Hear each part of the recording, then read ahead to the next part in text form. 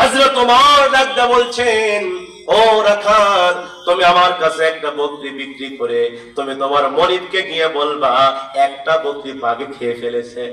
কি খেয়ে ফেলেছে? একটা বকরি বাঘে খাইছে। এইটা তুমি তোমার মনিবকে বলবে। এই কথা যখন হযরত ওমর বলতেছিল, মুহূর্তের ভিতরে ওই রাখাল ডাক দেখো, এ পথিক মুসাফির, আপনার সাহস তো কম নয়, আপনার সাহস তো কম নয়। ও পথিক মুসাফির, আমি যদি এখান থেকে একটা বকরি বিক্রি করে আমার মনিবকে যদি বলি একটা বকরি বাঘে খাইছে, আমার মনিবকে হয়তো ধোঁকা দিতে পারবো, কিন্তু আমার মনিবের যিনি মনিব ওই আল্লাহকে কেমনে আমি ধোঁকা দিব? আল্লাহু আকবার। আল্লাহ বলছেন, ইত্তাকুল্লাহ, তোমরা আমাকে ভয় করো। এই যে দেখেন তাদের মধ্যে কেমন ভয় ছিল।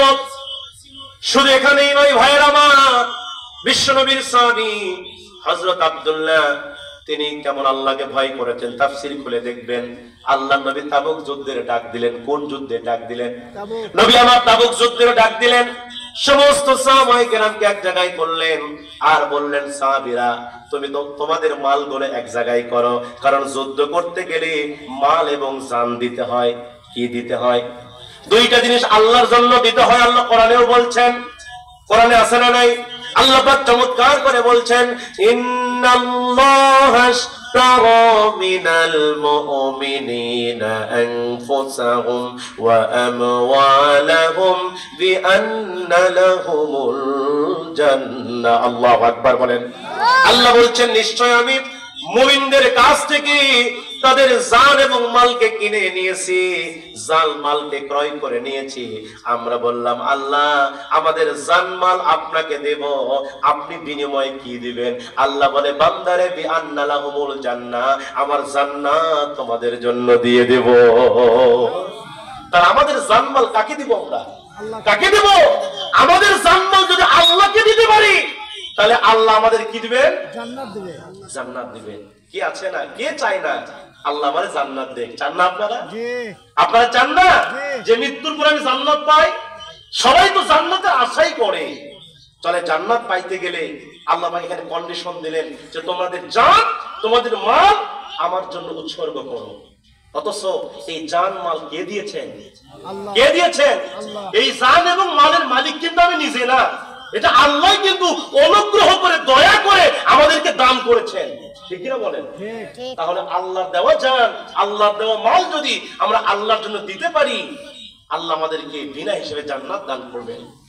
কিন্তু আমরা অনেকে কার্পণ্য করি, আমাদের মালগুলো দিতে পারি না, আমাদের মালগুলো আল্লাহর রাস্তায় দেই না। জান তো দূরের কথা, মালই দেই না। কথা বল না কেন? খালি মাল জমা করে আর চিন্তা করে কেবল 1 কোটি হলো। কয় কোটি? 1 কোটি কেবল হলো। আবার চিন্তা করে 2টা যখন গাড়ি হয় চিন্তা করে যে আরেকটা গাড়ি কেমনে করা যায়। কথা বল না কেন? কথা বল না কেন? আমাদের যা আমাদের মালগুলোকে আমরা গচ্ছিত করি। আল্লাহ পাক তাদের ব্যাপারে বলছেন, তারা কি মনে করেছে তাদের এই মাল দিয়ে, তাদের সম্পদ দিয়ে আখিরাতে আমি আল্লাহকে ফিদিয়া দিয়ে, আমি আল্লাহকে এগুলা ঘুষ হিসাবে দিয়ে আমার কাছ থেকে মুক্তি পাবে?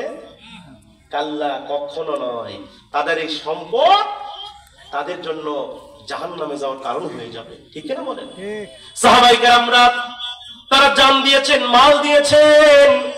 আমার মুসলমান ভাইরা গভীর মনোযোগ দিয়ে শুনবেন।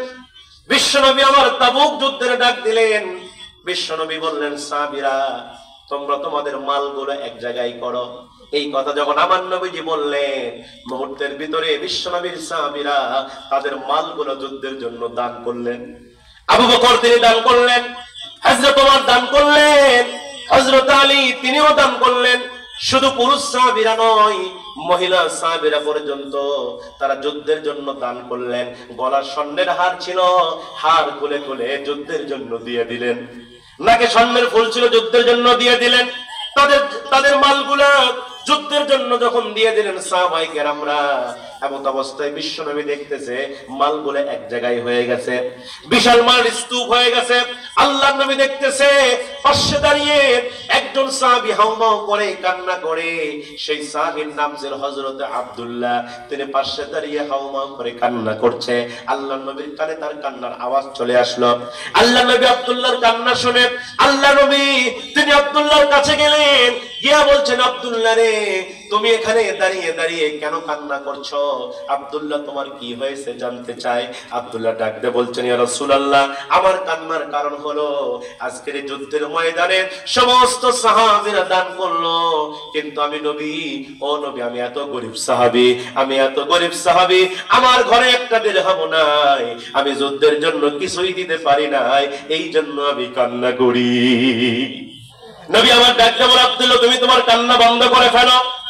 আব্দুল্লাহ ডাক দিয়ে বলছেন, ইয়া রাসূলুল্লাহ, ও নবী, আমি আমার কান্না তখনই বন্ধ করব আপনি নবী যদি আমার জন্য দোয়া করে দেন, আল্লাহর কাছে দোয়া করে দেন। ও নবী, আমার মাল নাই তো কি হয়েছে, আমার একটা জান আছে, আমার একটা জীবন আছে, আপনি আল্লাহর কাছে দোয়া করে দেন আজকের এই তাবুক যুদ্ধের ময়দানে আমি আব্দুল্লাহ যেন আমার জীবনটা আল্লাহর জন্য দিতে পারি।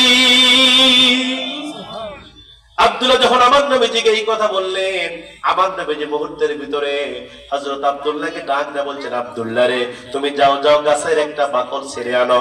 আল্লাহর নবী যখন এই কথা আব্দুল্লাহকে বললেন, মুহূর্তের ভিতরে বিশ্ব নবীর সাহাবী হযরত আব্দুল্লাহ তিনি এক দৌড় বেরে একটা গাছের বাকল ছিঁড়ে আনলেন। আল্লাহর নবীর সামনে গাছের বাকলটা দিলেন। নবী আমার গাছের বাকলটা নিয়ে তার বাম হাতে গাছের বাকলটা পরায় দিলেন। নবী আমার আব্দুল্লাহকে গাছের বাকলটা পরায় দিয়া আল্লাহর নবী দুইটা হাত তুলে আল্লাহর কাছে দোয়া করছে, আল্লাহ আমি আব্দুল্লাহর প্রতি রাজি আছি, খুশি আছি। আল্লাহ আপনি আব্দুল্লাহর প্রতি রাজি খুশি হয়ে যান। আল্লাহ আপনি আব্দুল্লাহর রক্তকে কাফেরদের জন্য হারাম করে দেন। আল্লাহ আপনি আব্দুল্লাহর রক্তকে কাফেরদের জন্য হারাম করে দেন। এই উল্টা দোয়া যখন আমার নবীজি করতেছিল, আব্দুল্লাহ আবার কান্না শুরু করে দিল। নবী ডাক দেখায়, আব্দুল্লাহ রে, আবার কেন কান্না শুরু করে দিলা? আব্দুল্লাহ ডাক দিয়ে বলছেন, ইয়া রাসূলুল্লাহ, আমি চাইলাম যুদ্ধে শহীদ হতে, আমি চাইলাম আমার জীবনটা আল্লাহর জন্য দিতে, কিন্তু নবী আপনি আমার রক্তকে ওই কাফেরদের জন্য হারাম করলেন কেন? ও নবী, আপনার দোয়া করতে দেরি হয় কিন্তু দোয়া কবুল হতে দেরি হয় না। ও নবী, আপনি আমার রক্তকে কাফেরদের জন্য হারাম করে দিলেন কেন? এই জন্য আমি কান্না করি। নবী ডাক দিয়ে কয়, আব্দুল্লাহ রে, তুমি তোমার কান্না বন্ধ করো। আব্দুল্লাহ, তোমার কলিজার ভিতরে ওই আল্লাহর ভয় থাকার কারণে, তোমার কলিজার ভিতরে আমি নবীজির মহব্বত থাকার কারণে, আব্দুল্লাহ তুমি